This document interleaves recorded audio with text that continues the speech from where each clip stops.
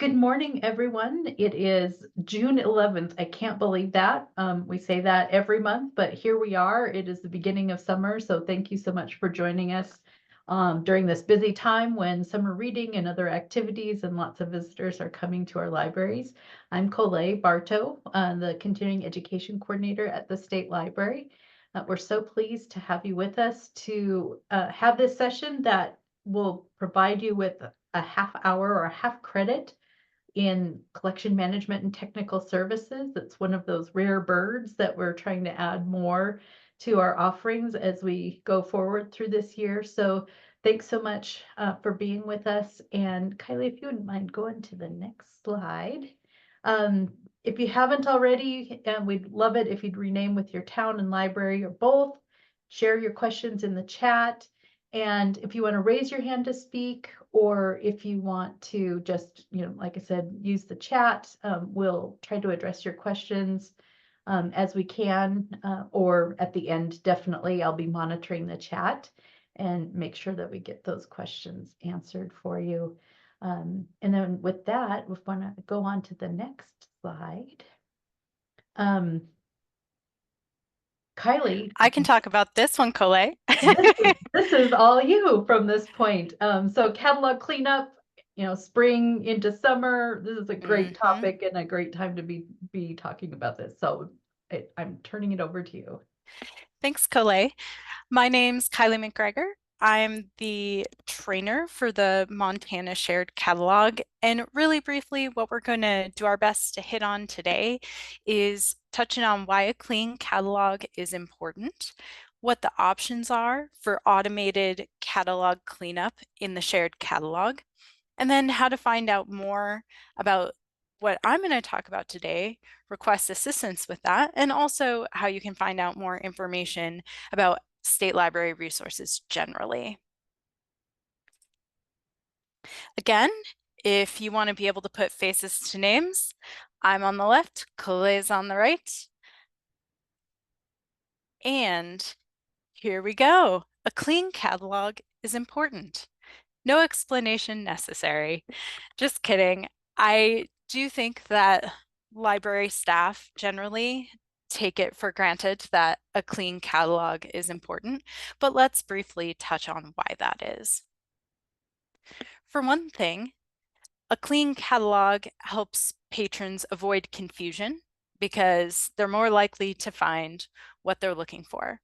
What they see in the online catalog is what's available on the shelf. On that coin, when staff are familiar with what's going on behind the curtain, they're better able to answer patron questions. For example, you've been billed and notified about that because, and then they're also more likely to know how to troubleshoot issues when they come up, and you know that they will come up. Secondly, a messy catalog costs more than a clean catalog. The MSC cost share formula is based on numbers pulled directly from our system. And I've put these numbers on the screen here. 30% of membership costs are based on our library's title count. 10% is on your circulation, and 30% is on your patron count. The remaining 30% of membership costs is divided equally among your member libraries. Now, this isn't a session on the cost share formula. If you would like more information on the formula and associated cost breaks, because there are some, we have a knowledge base article on that I've linked in this slide. And if you'd rather, you can also open a help desk ticket with the MSC and request more information on that. So now that we know that it's important to have a clean catalog so that patrons and staff can find things easily, as well as we want to make sure we're getting enough bang for our buck, I'm going to talk about how system automation can help staff keep our catalog tidy. And we're going to start with looking at this from the title or item record perspective. So scenario one, we have items that are missing from our shelves. Now, when the catalog says an item is on the shelf, but neither you nor the patron can find it, it should be marked missing. Now, this isn't such a big deal when it happens every once in a while, but there are some times when it can be incredibly time consuming. And one of those times is during inventory. Now, if you've heard me talk about inventory before, you know that myself and the system administrators highly recommend that you open a ticket before starting your inventory journey, because the system administrators are going to ask you some questions to make that inventory go more smoothly. And one of those questions is whether you would like to have unscanned items automatically marked missing. So for example, once you've finished inventorying a specific section, or maybe you've finished the whole inventory project, you've inventoried the whole library, the system administrators can mark all unscanned items missing. You can then refer to a list of these missing items, which will be in Blue Cloud Analytics, and you can do another search for them and then handle them accordingly. So on the right-hand side here, I show what the missing list icon looks like in Blue Cloud Analytics and give you a few examples of what that looks like when it's been run.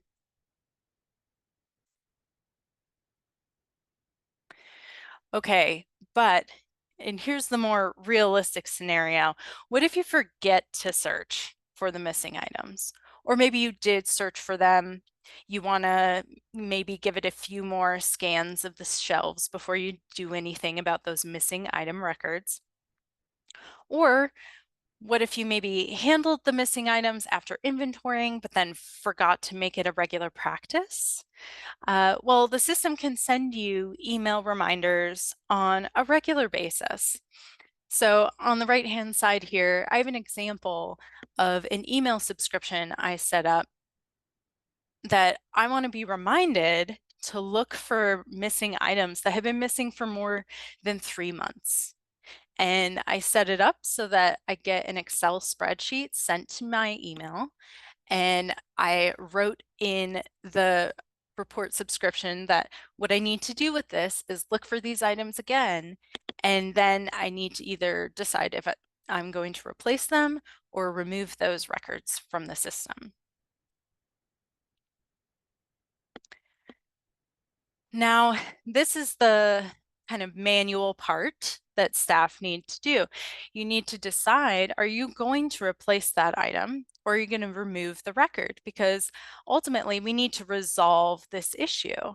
These items are missing. They can't just stay missing forever. I mean, they could, but you're paying for those records and then patrons aren't able to access them. So if you have a significant number of missing items, here's where the system admin team and system automation can step in again to assist you.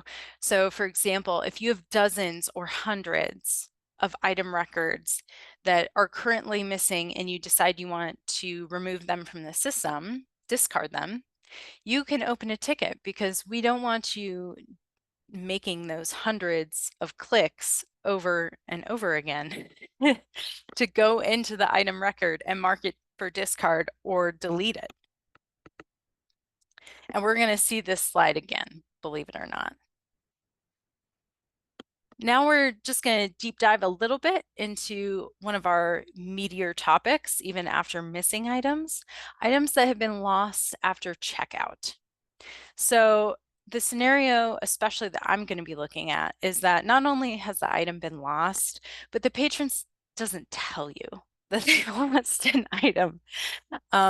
Or maybe they've simply decided not to return it, which is a whole different webinar. But in this case, that item's considered lost. Now, sometimes they will tell you, and I'll touch on that shortly, but oftentimes the patron won't. You'll have no idea that the item is lost. So this is where the system can step in. System administrators can configure the system so that an item is assumed lost after a certain number of days that it's been overdue. So for example, I think your choices are either 30, 60, or 90 days overdue, and the system assumes that that overdue checkout is lost. Now, what happens? The checkout will remain on the account, but it will become shadowed in the system, which means patrons won't be able to see it in the online catalog, and therefore they can't place holds on it. Staff will still be able to pull up this information either on the patron account or search for it in the system on the back end, but patrons won't be able to do that. The patron's account is automatically billed, and a notice can be generated. That won't necessarily happen simultaneously, but that's another thing that the system administrators will ask you is, how do you want the patron to be notified? Do you want them, are they going to be getting email notices? Do you prefer to get a list of people to call about items that have been assumed lost? There's a little bit of wiggle room there, but just know in this kind of lighter blue section on the right-hand side that this is what we're talking about. So there's another step in this process, and I'm gonna talk about that now.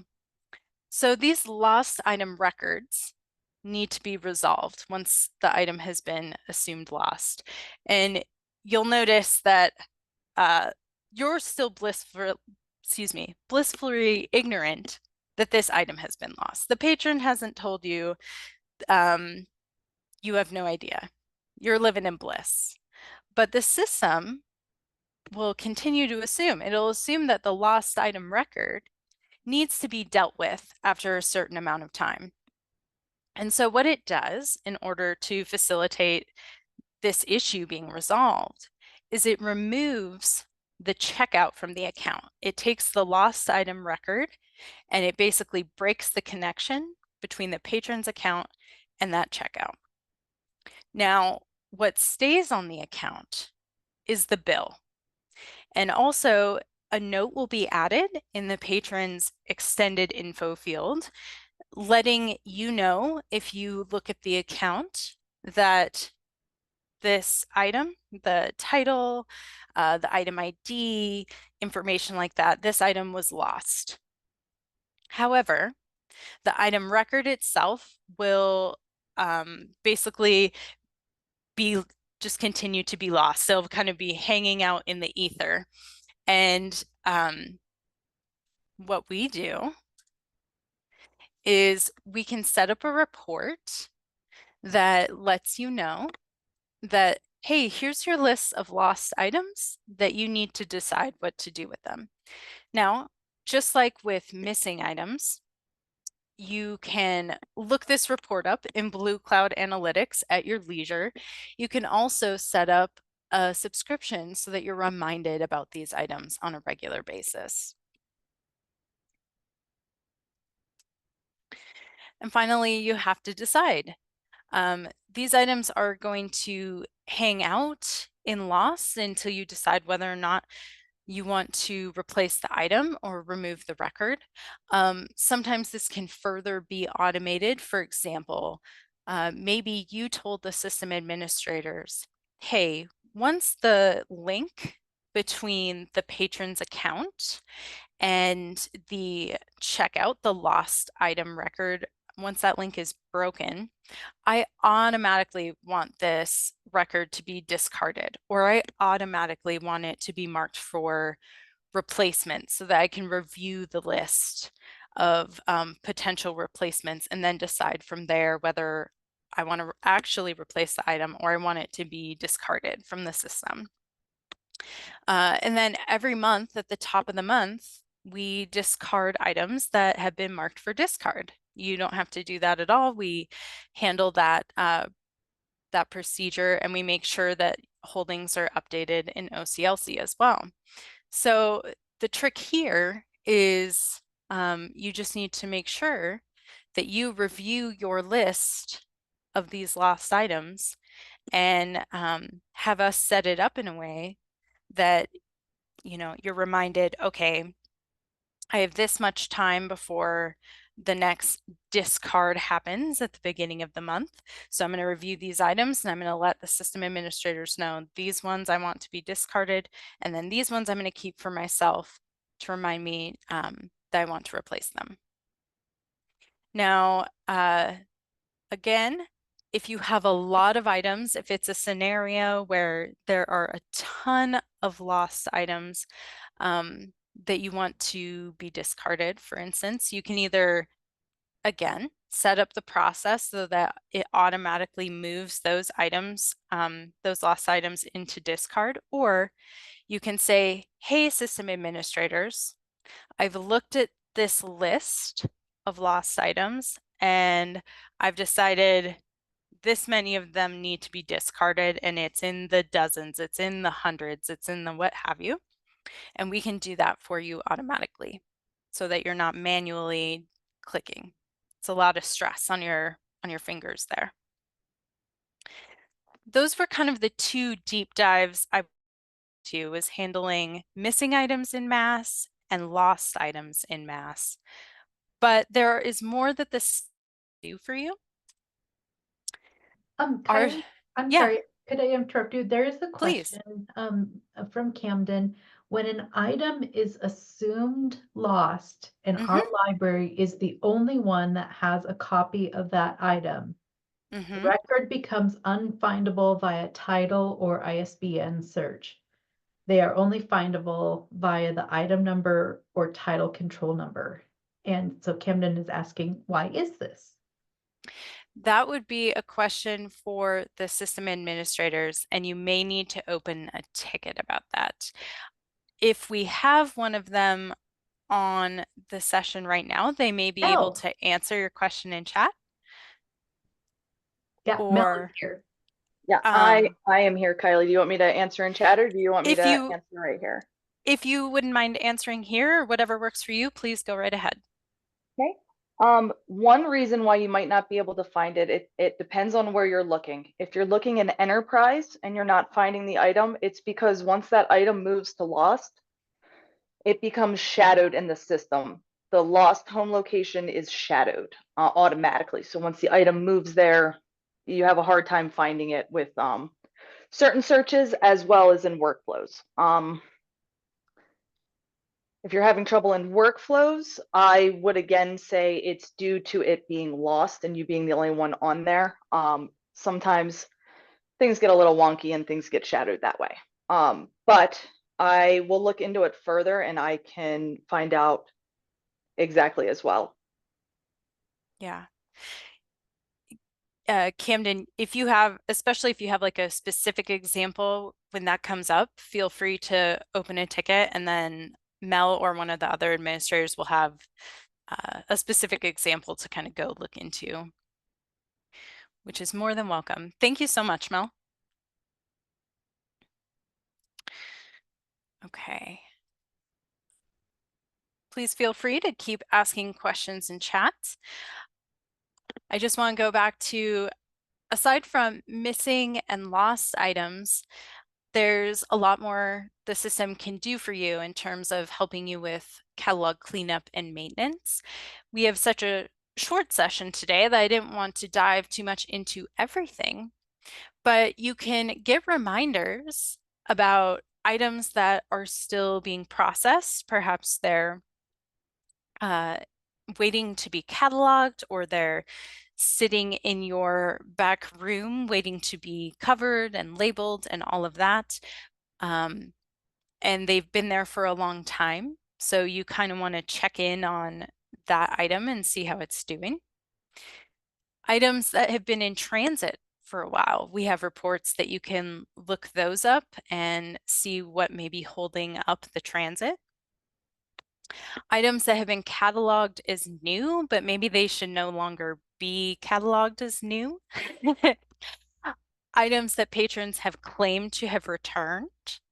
Items waiting to be replaced. Again, if you move items to these are items I want to have replaced kind of list, but you forget to revisit that list, it's not doing a whole lot for you. as well as the items that are about to be discarded from the system. You can see that before the monthly discard process happens. And these are just some of the examples. There are definitely more possibilities out there. So if you're unsure about if a certain process in your library can be automated or a certain report can be set up and emailed to you regularly, please just ask. We do have instructions on how to subscribe to an email report in BCA, and I've linked that here, but you can also just open a ticket and ask about what may be possible and ask for a subscription to be set up for you. I've also linked to our kind of ticket landing page for the state library. So let's go back to, pardon me while I toggle between slides, some of the examples from this list about what else the system can remind you about. Items still being processed. So just keep in mind from a patron's perspective, maybe they think this book looks great. Let's make bread. Heck, why not? But it says the status is that materials being processed, and that's fine. You could still potentially place a hold on that item. But what if you keep coming back to this in the catalog, trying to get updates on, okay, when is this going to be ready? When is this going to be ready? Well, we can set up a report for you in Blue Cloud Analytics that will let you know, hey, here's a list of your items that have been in process for a certain amount of time, for example, more than 3 weeks. And we can have that set up and then emailed to you on a regular schedule. And you can check that list, go back into the cataloging area and see what might be holding it up. Items still in transit. So here we have Bear feels scared. It's been placed on hold and supposedly is in transit. And I know this just because I was looking at the report example. It's supposed to be coming to the Belgrade Community Library from Three Forks, but it's been in transit for more than 2 months in this example. Now, why might that be? Well, maybe it accidentally got scanned but didn't actually go into a transit bag. Maybe it actually arrived at its destination library but got misplaced. It's worth your time to just at each library take a look around your shelves, in your back area, in your book drop, anything. Who knows where this book could be? And if you find it, then you can check it in and it will either print the hold slip or go into transit wherever it's supposed to go or back on the shelf if the hold is expired.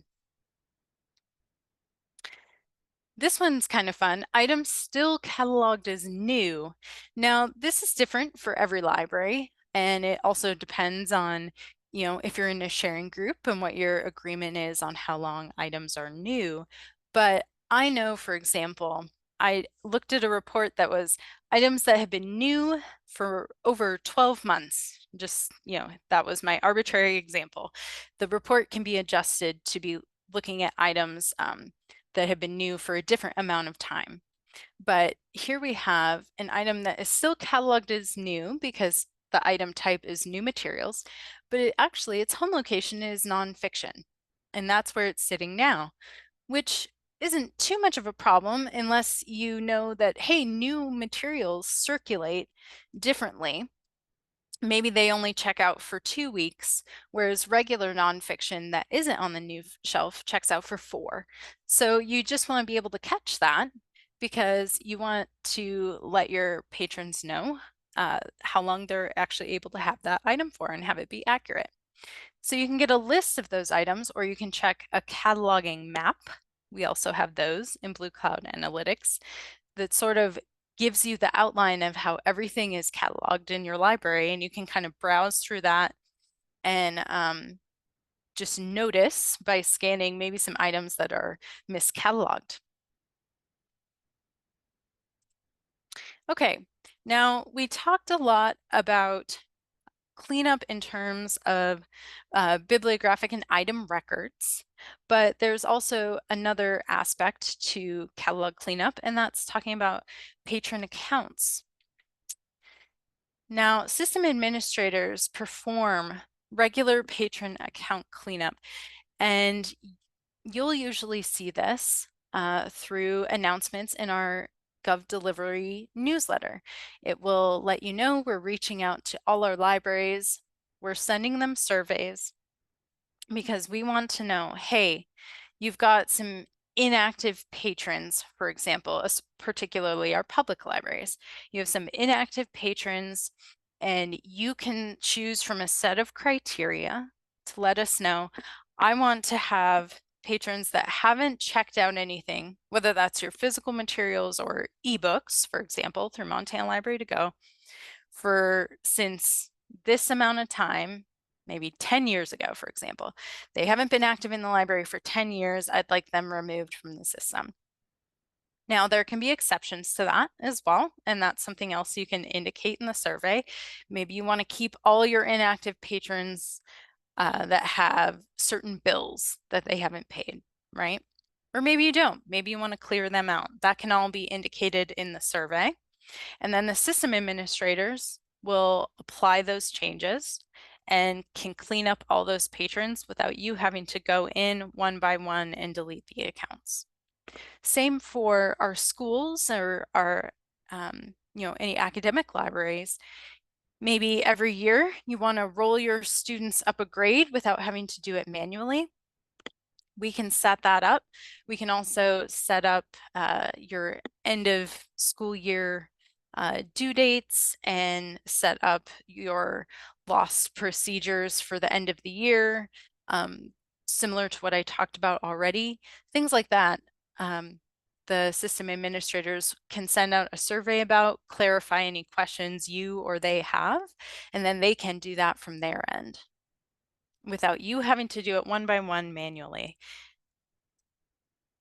So if you have any questions, one place I would direct you to is ServiceNow, our new help desk.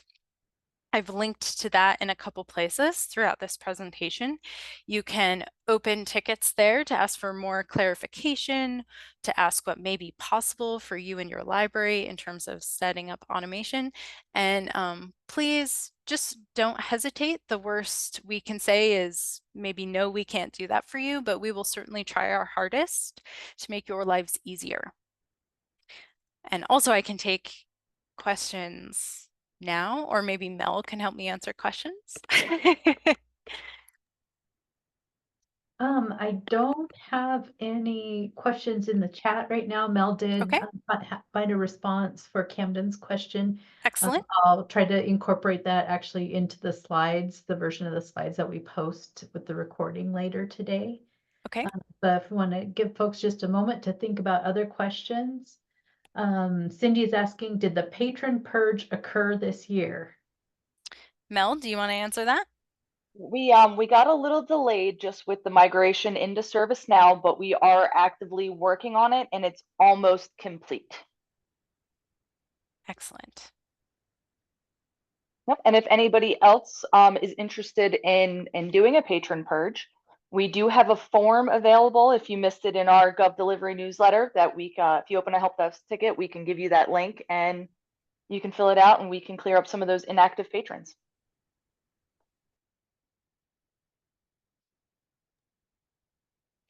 Awesome. So I'm just going to share a couple of things at the end to wrap us up in our time. You can always access resources from our webinars, recordings, also claim your credits if you're tracking for certification in Aspen. I've shared a link to that information in the chat. And if we'd like to go forward, recordings are always just available in our YouTube channel. So if you're not tracking credits, you can always just go back to those recordings and they're easily shareable with your colleagues and others, or if you'd like to review. And if we go to the next one, we have a couple of things coming up. We have website chat with our state librarian, Jenny Stapp, on Friday. We're kind of having an easier schedule this summer. So our next session, again with Keiley, is going to be on July 9th. And that is talking about enhanced records with Montana subject headings. July is another session with Bryce Maxwell from the Montana Natural Heritage Program. He's going to talk about how to do or to submit information about species observation using the iNaturalist tool that we have. Other things might crop up and we'll add those to the Aspen calendar. And so please do share your thoughts. We love to have your feedback, whether it's things that we can improve on or questions that you have lingering, or just maybe even an idea for another session that you'd like to see us offer for you. With that, you can always get in touch with me if you have questions about the webinar, accessing the resources. But also, as Kylie has said, please do reach out with questions about this topic through the ticketing system. Links are in our chat, but also, reaching out to your system administrators, and we'd love to hear from you. So with that, thank you so much for spending time with us today. And thank you, Kylie, for preparing and helping us through this technical topic. Thank you, Keiley.